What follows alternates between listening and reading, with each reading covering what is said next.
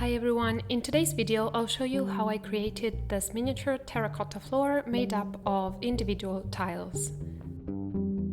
It belongs to my industrial lantern project, which is something I've been working on for a while, and on my channel I have already posted some tutorials related to this project, like this kitchen trolley, and I'll share more in the future, so make sure to stay tuned if you want to see how the decor for the lantern goes on.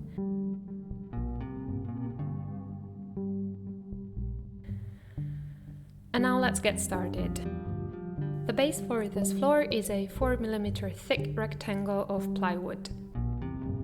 For the tiles, I'll be using air drying clay by Fimo and this tool, which has a hexagonal shape.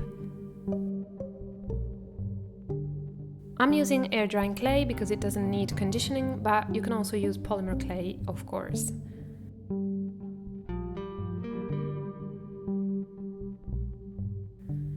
I flatten it out with my pasta machine a couple of times and then start creating the tiles, using the tool as a cookie cutter.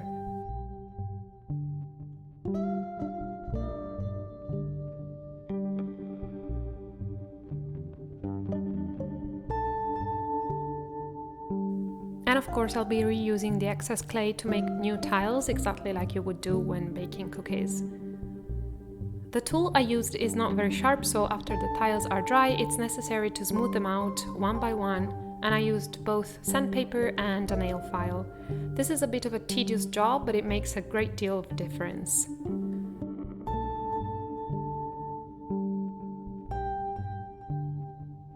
To know exactly how many tiles I need for this floor, after making a few of them, I lay them out on the plywood base this way. Just one row down and one across, and then I count them.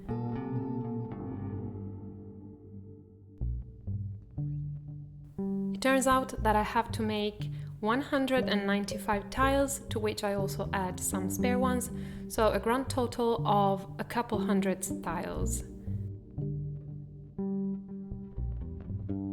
To paint them, I'll be using pastels, which have more natural, earthy tones compared to acrylics.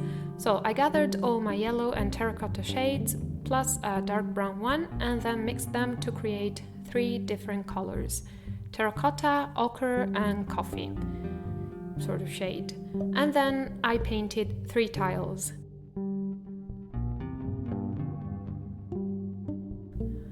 These are just sample tiles. I will not be painting all of them this way, as it's a very slow process, but these are prototypes, so I took some time with them to find the right shade I wanted. So once I was happy with the result, I painted the whole lot using this method. I took a piece of tape with the adhesive side looking upwards, kept it in place with 2 other strips of tape, and then laid the tiles on it.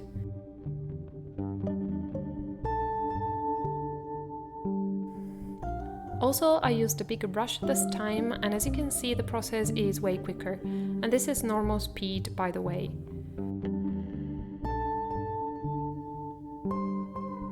I then added some extra shading so that each tile is different from the others and unique looking. And here you can see the ratio of the 3 colors. Most tiles are terracotta, some of them are yellow, and just a few of them are brown. And then I glue them onto the plywood base, and here there's very little to say, so I'll just leave you with the clips.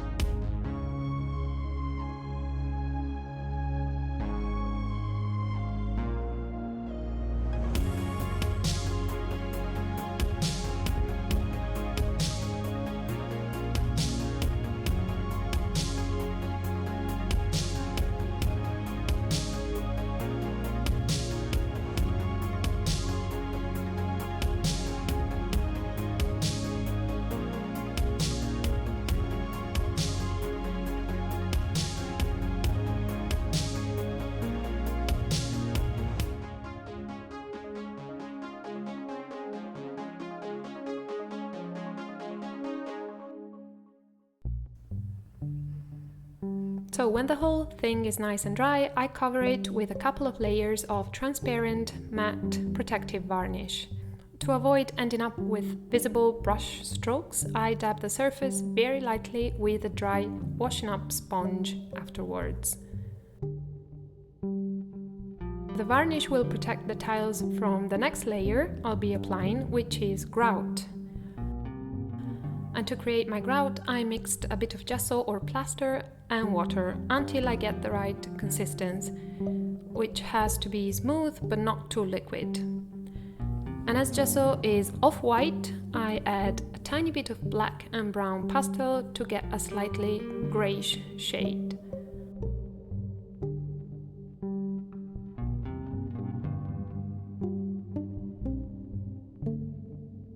Beginning from one small spot in the corner, I spread some grout with a tiny trowel and then remove it immediately with my sponge, which this time has to be slightly damp. I also dab the surface with a piece of kitchen paper to absorb the excess water from the sponge. My tiny trowel was really too tiny to spread the whole surface, so after a while I just gave up and used my index finger instead. Not only does it speed up the process, but I can also control the pressure better and make sure that the grout fills in every gap properly. It's important to work quickly and remove the excess gesso mixture while it's still wet to avoid ending up with powdery looking tiles. And once everything is dry, I clean the whole floor once again with my damp sponge and I'm done. And this is the final result in broad daylight. As you can see, the floor has a very defined texture, which is the look I was going for my industrial style lantern. Thank you very much for watching this video. I hope you liked it and I'll see you next time. Bye!